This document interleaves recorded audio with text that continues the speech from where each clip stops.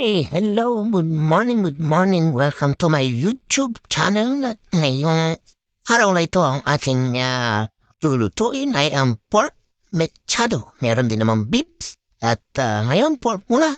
Okay, mga kachibog, ito na po ang ating ingredients. Pork belly, carrots, potato, red pepper, garlic, onion, green beans, tomato sauce, sausage, black pepper, salt, sugar, pork cubes, at calamansi. Yung pong sausage, yun po yung pwede na tayong bumili yung nasa lata. Yun yung ang ating Vienna sausage. Okay, mga kachibok. Okay, ito na at umpisahan muna natin ulit sa paggabi. At basta huwag niyo lang kakalimutan na hugasan ang ating mga gulay para naman sa ating malinis na pagkain sa ating pang-araw. Okay, mga kachibok. Yan, binabatan na natin ang ating carrots. Chop ko na din ang ating onion at ang ating garlic. Kaya, additional naman muna natin ngayon ang ating patatas. Ayan, okay.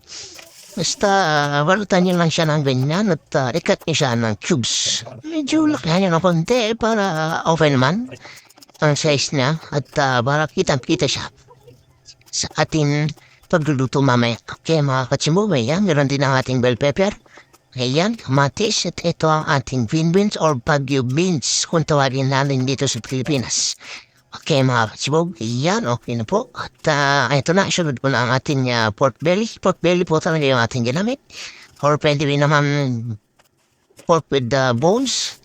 Kaya, okay na yun. At ayan, yun yung ating Vienna sausage. At lagi rin naman sa mga handaan na itong ating pork mechado ay makikita palagi, okay? Pero kalimitan talaga beef ang ginagamit kasi mas masarap talaga ang beef. Pero sa ngayon medyo tight ang budget, pork muna tayo at mahal ang baka. Okay, mga kachibog? Yan sunod na natin ang ating paggigisa. Okay, nilagyan natin ito ng ating mantika, black pepper, at ginisa na natin ang bawang sibuyas at ang ating kamatis. Okay, mga katsibok? Okay, yan. Umpisahan muna natin siya sa pagdigisa na yan. Umpisahan muna natin mabuti at ilagay na natin ang ating baboy o ang ating pork belly. Ayan. Timplahan na natin siya. Pwede na natin siyang timplahan ng asin or ng patis. Depende o talaga sa atin o sa inyo kung anong gusto niyo ba nimpla. Pwede patis lang o pwede namang asin lang. Okay, mga katsibog, may dyan. Takpan niyo muna habang ito ay maluluto. At ay dyan.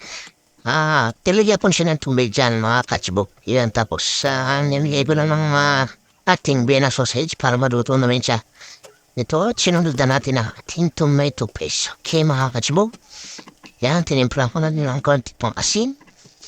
Yan, haluhaluin nila hanggang sa maluto. At pagpapakalo na yan, mga katsibog.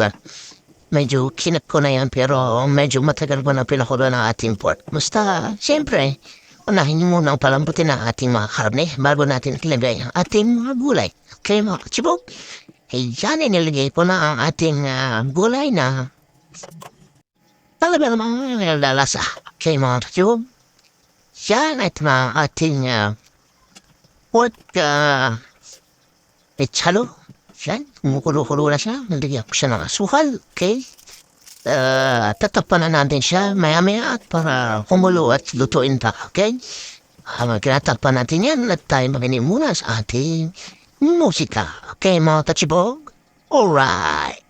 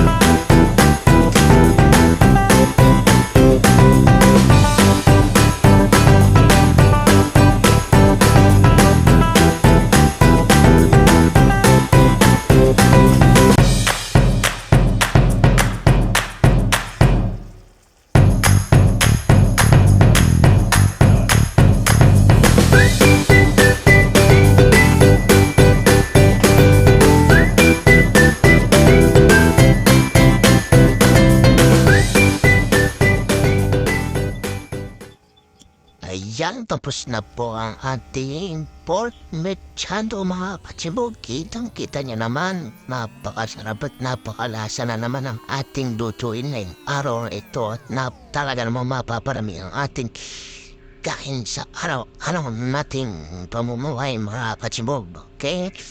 At huwag nating kalilimutan palaging mag-subscribe sa ating mga video at sa aking YouTube channel mga katsibog.